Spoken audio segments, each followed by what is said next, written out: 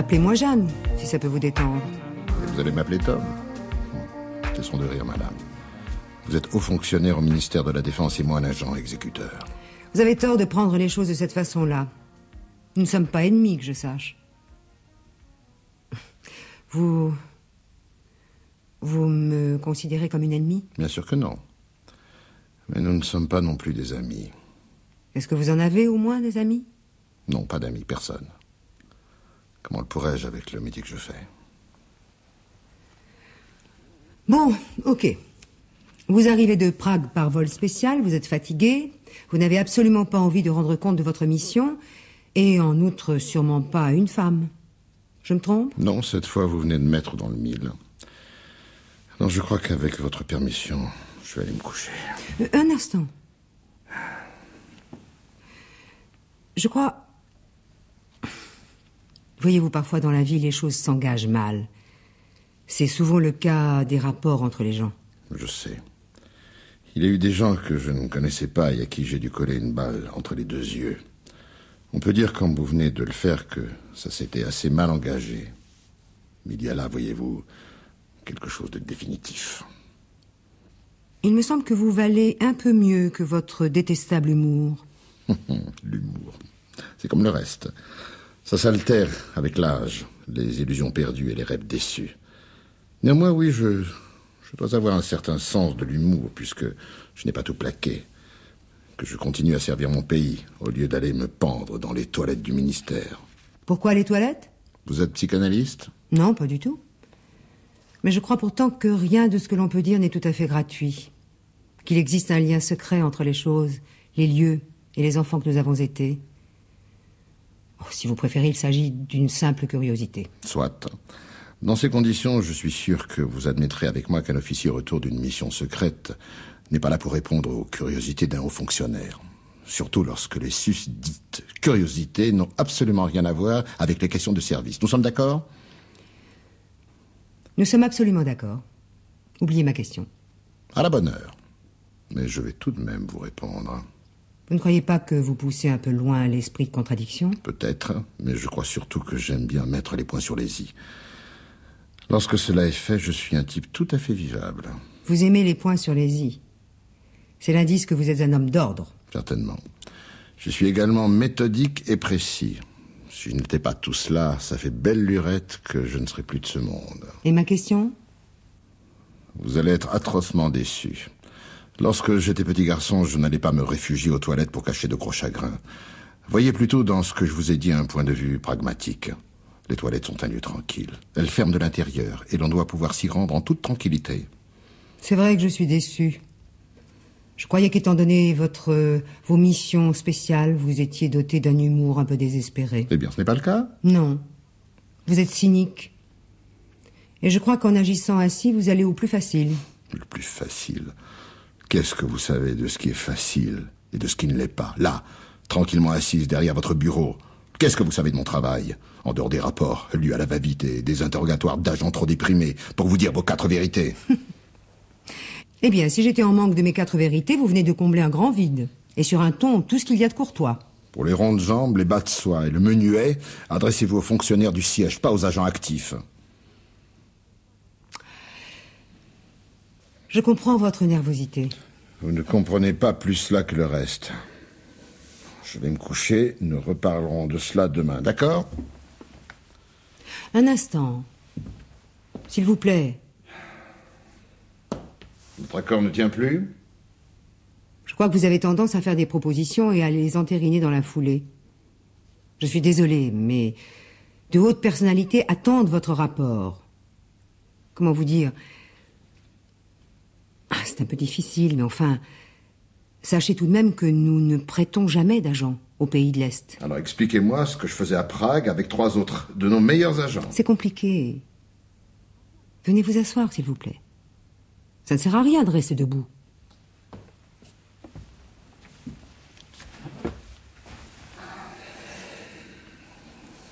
J'ai compris que c'était compliqué, merci. Si c'est tout ce que vous avez à me dire, ne croyez pas que ça me vexe. Je suis militaire, et les militaires sont là pour obéir. Pas forcément pour comprendre les ordres de leur chef, ni s'interroger plus en profondeur sur l'utilité de telle ou telle mission. Je sais que nous sommes durs avec vous. Je sais quelle carrière vous auriez pu faire et bien des pays savent également que vous êtes un des meilleurs tireurs du monde. D'après le général, vous êtes même le meilleur. Merci de compatir. Mais sachez quand même que lorsque la question de mon soi-disant don exceptionnel s'est posée, j'ai choisi sans hésiter. Comment cela ? À ma droite, 74 kilos, Tom Grindel, champion du monde de tir et médaille d'or olympique. Les femmes se l'arrachent. À ma gauche, 74 kilos, Tom Grindel, obscur lieutenant, couleur de muraille, exécutant des services spéciaux, vit seul dans un petit studio de la place d'Italie. Enfin, officiellement. Et vous savez quoi ? Non. Eh bien, c'est le second qui l'a emporté.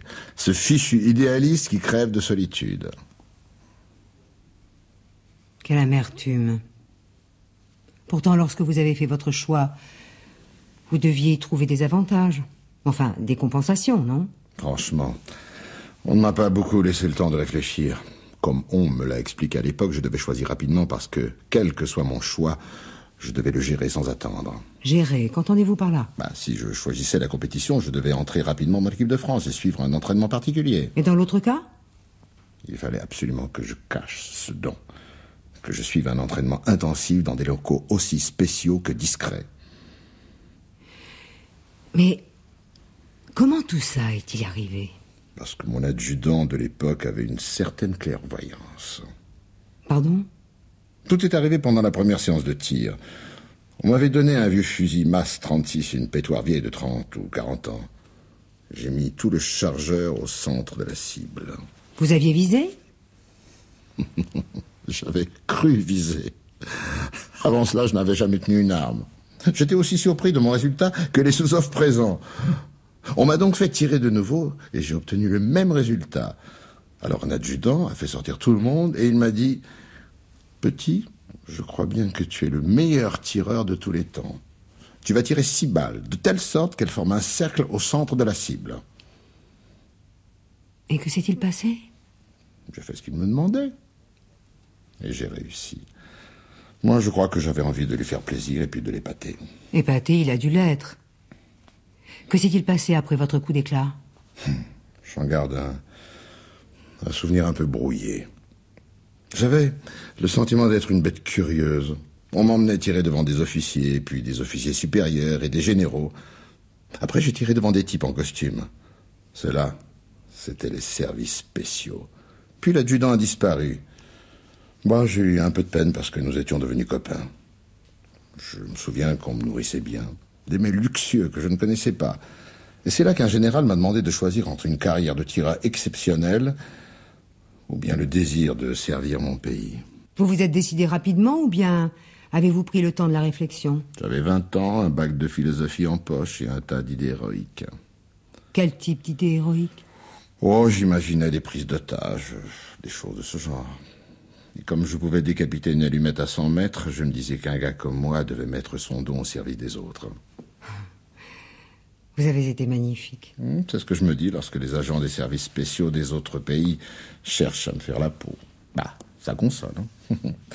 Je me dis qu'ayant été un type magnifique, je serais obligatoirement un magnifique cadavre. C'est très tonique, ce genre de pensée. Oh, voilà votre mauvais côté qui revient au triple galop. Vous pouvez même dire ventre à terre. C'est plus prosaïque, sans doute, mais aussi plus imagé.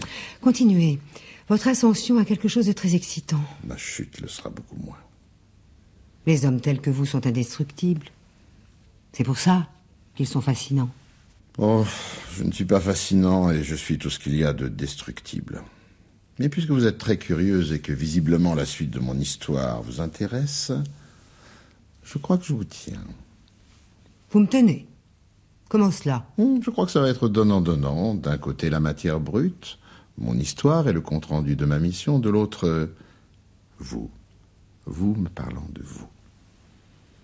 Ma vie n'a aucun intérêt. Laissez-moi le soin d'en juger. Voulez-vous ? Il n'y a rien à juger. Je suis fonctionnaire. Haut fonctionnaire.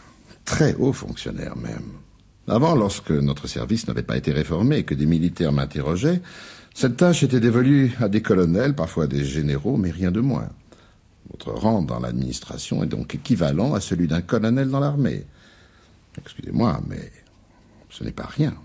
Et d'autre part, je suis heureux de vous montrer que je ne suis pas tout à fait né de la dernière pluie. Et quand bien même.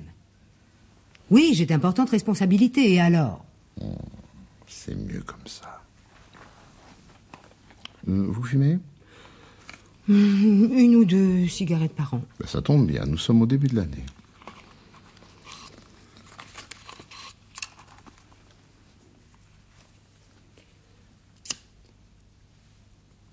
Merci. Si je ne me trompe pas, vous deviez m'en dire un peu plus sur vous. Vous avez décidé ça tout seul, comme d'habitude. C'est merveilleux. Nous avons déjà des habitudes. Écoutez, lieutenant, j'aurais pris un certain plaisir à écouter l'histoire de votre vie, vos débuts surtout. Mais à bien considérer le tour que prend cette conversation, je crois qu'il vaut mieux oublier tout cela. Pas d'accord.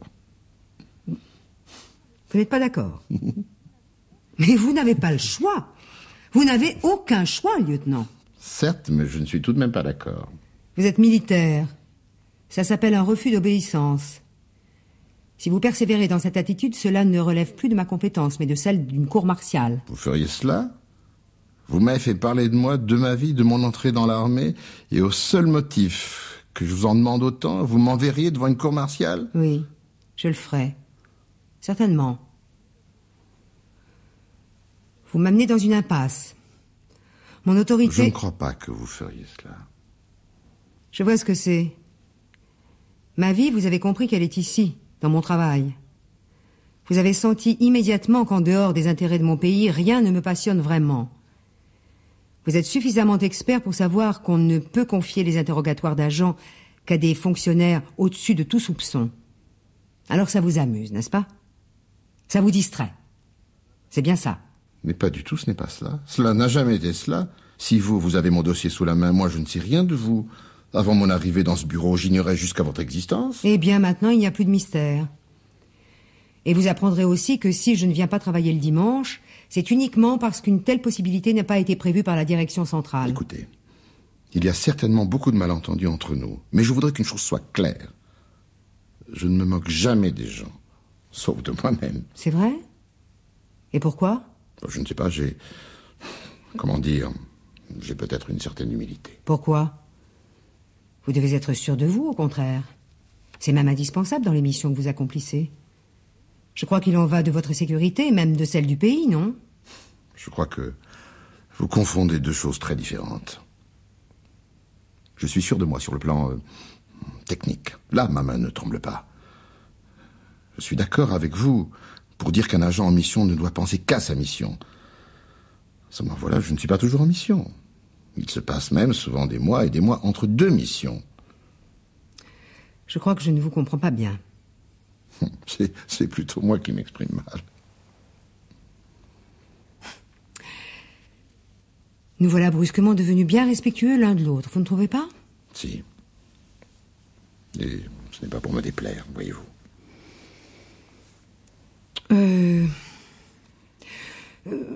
Oui, vous parliez de deux choses. La technique et puis quoi?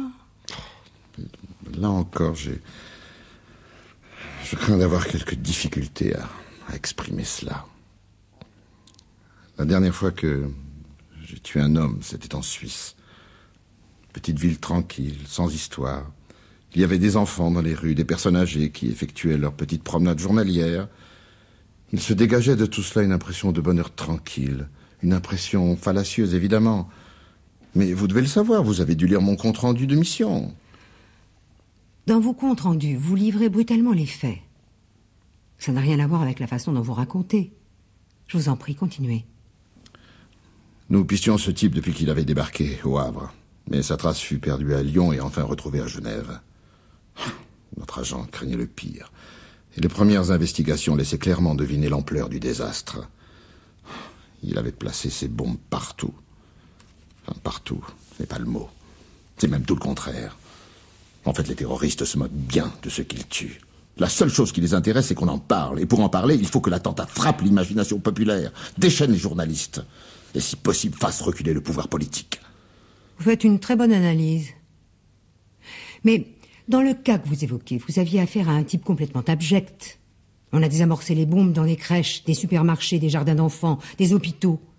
Si vous n'étiez pas intervenu, ça aurait été une boucherie ignoble. Ben, je sais, c'est la cohabitation de deux choses que j'ai du mal à supporter. Les gens tranquilles que je vais sauver, et le fait de tuer, d'ôter la vie. Vous me comprenez ou voulez-vous que je m'explique davantage? Dites. Le sentiment que tout va sauter, que ces enfants qui jouent vont être mutilés, que la rue si calme avec ses allées de platanes va devenir le théâtre d'une boucherie. Enfin, le côté tellement précaire de la vie vous donne un profond respect de celle-ci. Ben oui, c'est normal. Au fond, lorsque vous comprenez que la vie va s'enfuir, c'est là que vous l'aimez le plus fort. C'est au moment où vous aimez le plus la vie qu'on vous demande de tuer. C'est ça. Même si personne ne me le demandait, je le ferais évidemment. Mais même si la cause est juste le malaise de mer. Dans ce cas précis, le type avait un appareil pouvant déclencher toutes les bombes en même temps, quelle que soit la distance. Qu'est-ce que ça change? Mais il n'y a qu'un moyen d'arrêter ces gens-là. Son propre frère s'était fait sauter dans un aéroport avec sa bombe, plutôt que de se rendre. Mais qu'est-ce que ça change? Mais ça change tout. Un homme qui pose des bombes est un homme qui refuse tout dialogue, qui ne croit ni au débat d'idées, ni à la démocratie. Écoutez, lieutenant, si en dernier recours il n'existait pas des gens comme vous, nous serions tous soumis à la terreur et à la barbarie la plus ignoble. Mais vous ne comprenez pas ma question. Lorsque je vous demande qu'est-ce que ça change, je veux dire qu'est-ce que ça change pour moi? Qui suis-je pour ôter la vie? Même celle d'un salopard indigne de respirer le même air qu'un tas de braves gens. Oui, je crois que j'ai saisi. Mais c'est un problème philosophique ou religieux.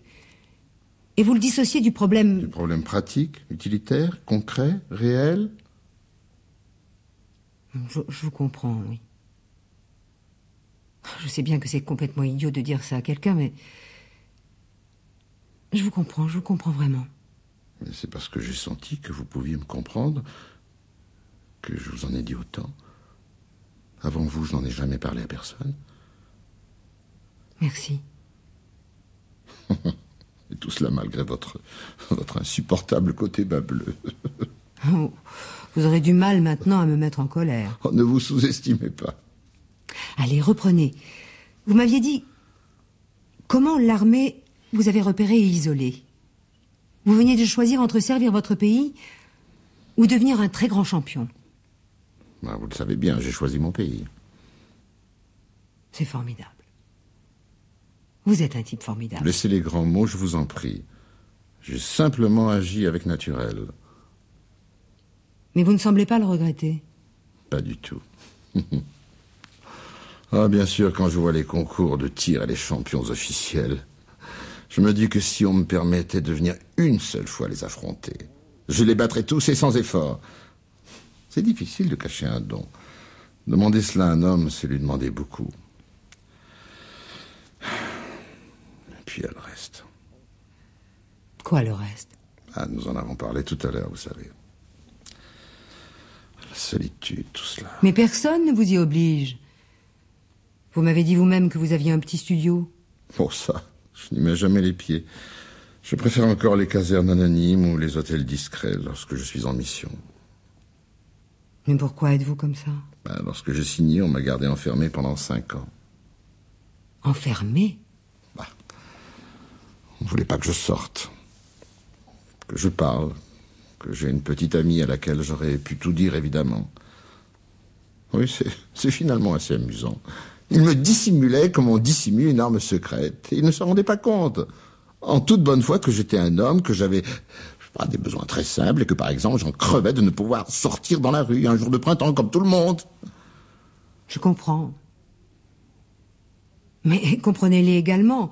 Votre anonymat, compte tenu des missions qui vous sont confiées, c'est avant tout une garantie pour votre propre survie. C'est aussi une garantie de succès pour les missions secrètes. Peut-être. Mais les deux choses sont indissociablement liées. Je ne dis pas le contraire. Qu'est-ce que vous diriez d'un petit remontant? Un cognac, par exemple. L'alcool m'est interdit. Cela risquerait de faire trembler mes mains. Et je n'ai pas non plus le droit d'avoir des mains qui tremblent. Alors un café? Le café m'est également interdit. La caféine est un excitant et comme tel, il peut fausser mes réactions, ma précision et ma concentration. Mais je reconnais qu'ils ne vous font pas une vie facile. Oh, ils ont fait de moi un type sobre et austère. Au fond, je ne sais pas s'il faut le regretter. Mais si vous tenez absolument à trinquer, nous pouvons le faire à l'eau minérale. Sérieusement? Sérieusement. Puis c'est un peu une première, non?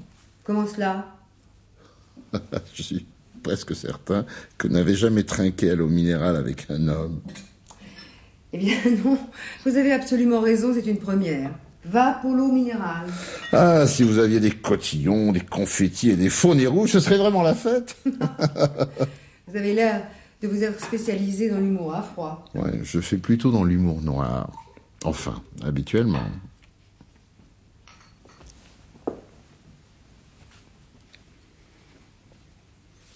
Voilà.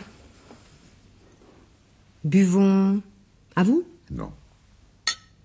À vous. Alors buvons à nous. J'étais sensible à ce que vous disiez il y a un instant sur votre envie de sortir dans la rue au printemps, les mains dans les poches. Excusez-moi. Je ne vous ai pas dit que je souhaitais avoir les mains dans les poches. Ah? Pardon. Je ne savais pas que vous étiez phobique sur ce sujet. Non, je ne suis pas phobique. Au fond, je crois que j'aimerais bien mettre mes mains dans mes poches. C'est plus simple et plus compliqué à la fois. Je n'ai pas le droit, c'est tout. Hein? Ils vous l'interdisent? Mais pourquoi?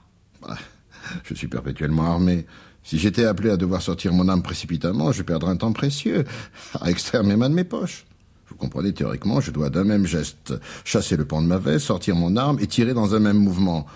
C'est un peu une loi du genre. Mais à Paris, vous ne risquez rien, n'est-ce pas? Si. Et c'est la raison pour laquelle mes supérieurs n'ont pas tort. Ils ont lâché un peu de lest en me permettant d'acheter ce petit studio, mais c'est un investissement plutôt moral. Excusez-moi, mais je ne comprends rien du tout. Que voulez-vous dire? Eh bien, j'ai ce petit studio, mais je sais qu'il est dangereux de m'y rendre. Pour répondre à votre question de tout à l'heure, je dois vous dire qu'au fil des années, l'armée et les services spéciaux n'ont pas pu cacher mon existence aux services étrangers. Ils m'ont prêté aux Américains, aux Anglais, à des républiques africaines amies. Et plus il y a de monde au courant d'un secret, et moins il est bien gardé.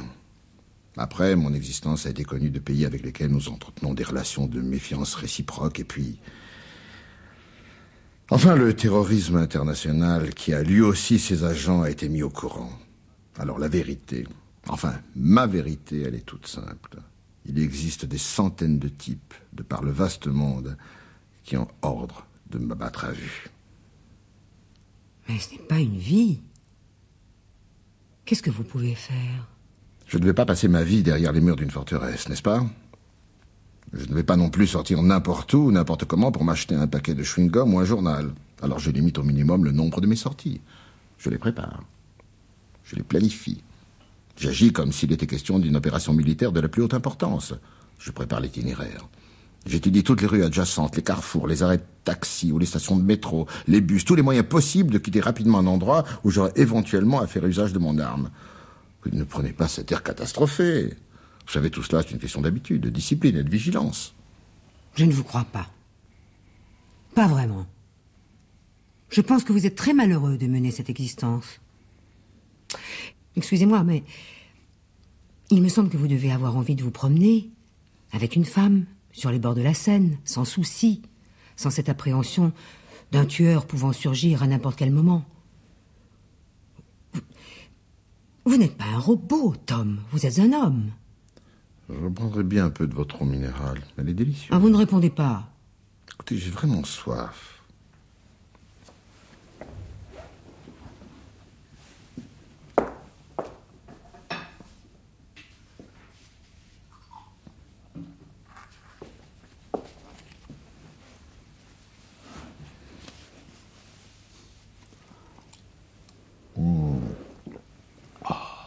Superbe. Elle est très pure.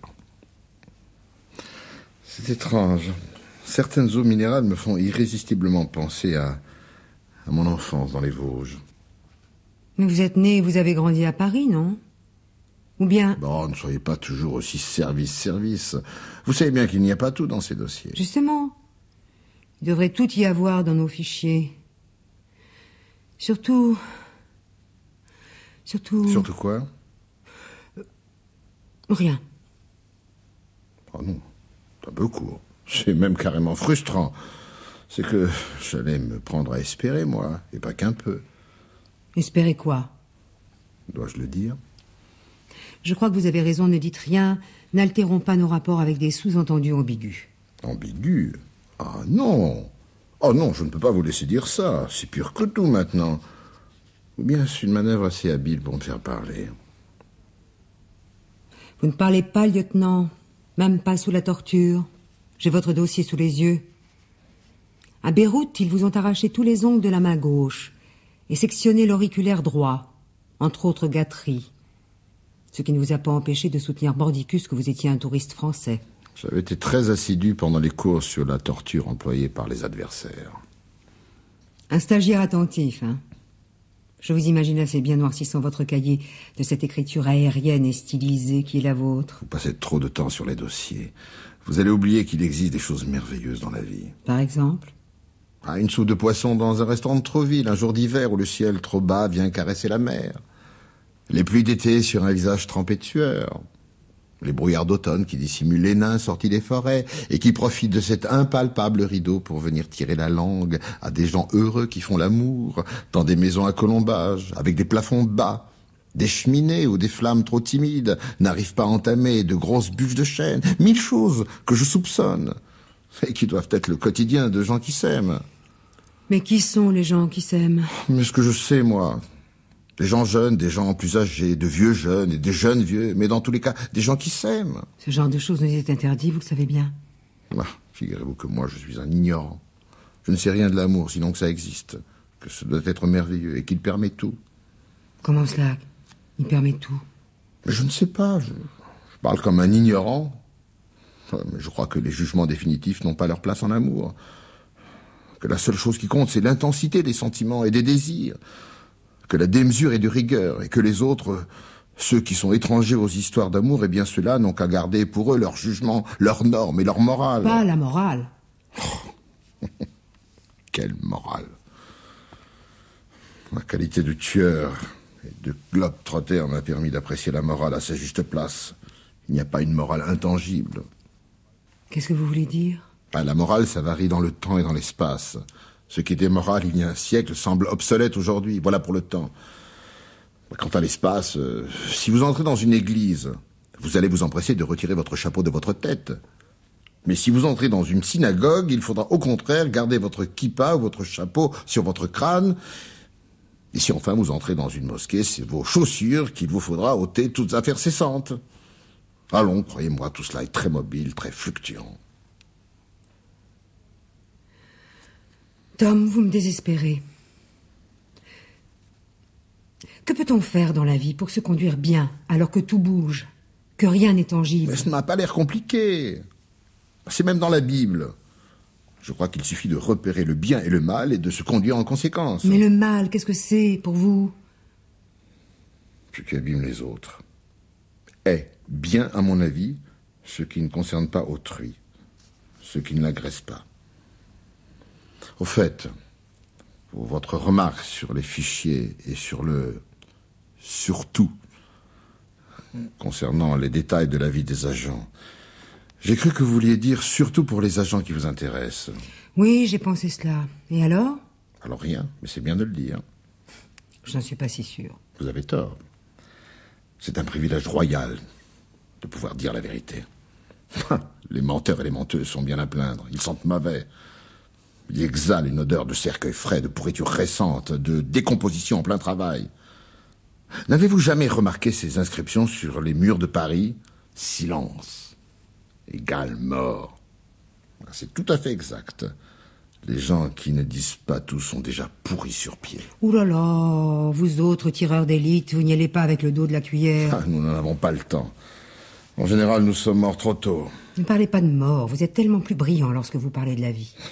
Les croque-morts savent trouver les mots pour le dire, c'est l'usage.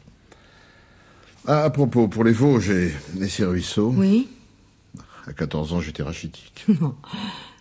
1m80, 76 kilos. Alors racontez-moi ce que vous voulez, mais vous auriez pu être coverboy. Mais non. C'est le résultat d'une vie ascétique, rien de plus. Et dans les Vosges, j'ai grandi et forci chaque été. Un verre d'eau minérale, peut-être? Bien volontiers.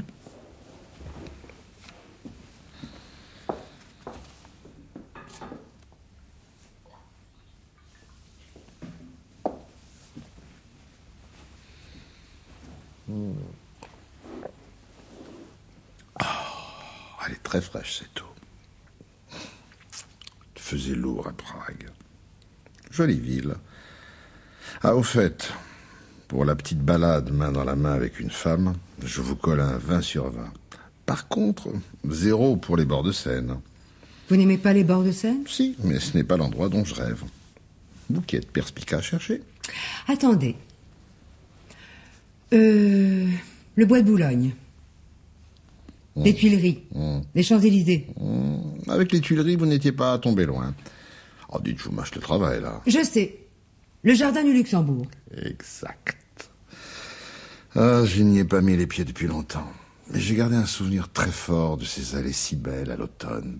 Les jardiniers ratissant les feuilles mortes. Les enfants trop sages, sous les regards attentifs des parents, les amoureux qui refont le monde, les gens âgés s'entretenant avec une tristesse attendrie des années passées trop vite, et le bruit là-bas, très loin, des autobus du boulevard Saint-Michel.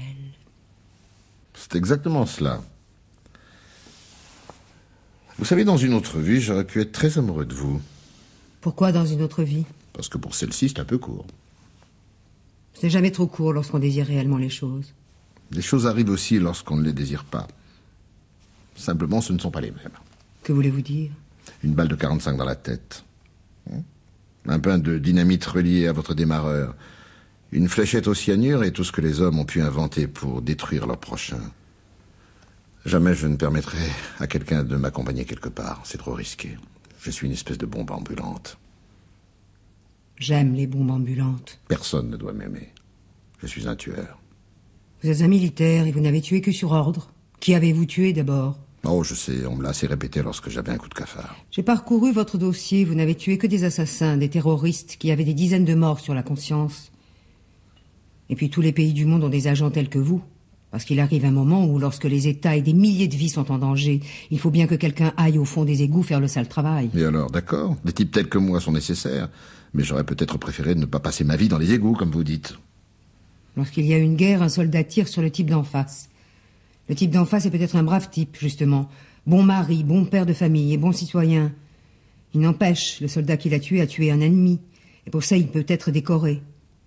Vous avez un avantage énorme sur n'importe quel soldat régulier. Lequel? Vous en êtes pris qu'à d'ignobles assassins. Oh, arrêtez. Vous finirez par me convaincre que je ne suis pas aussi affreux que je le pense. Vous risquez quelque chose cette nuit? Cette nuit? Ah non, justement pas. Tous les services adverses me croient à Prague. Allons nous promener. Maintenant. Et le compte-rendu de ma mission à Prague? Plus tard. Et les hautes personnalités qui attendent? Plus tard. Vous croyez? J'en suis sûr. Non, attendez. Un type comme moi, c'est pressé. Pressé par les autres. Ceux qui veulent me faire la peau. D'accord? Un homme pressé, oui, d'accord. Alors, qu'est-ce que vous attendez pour m'embrasser?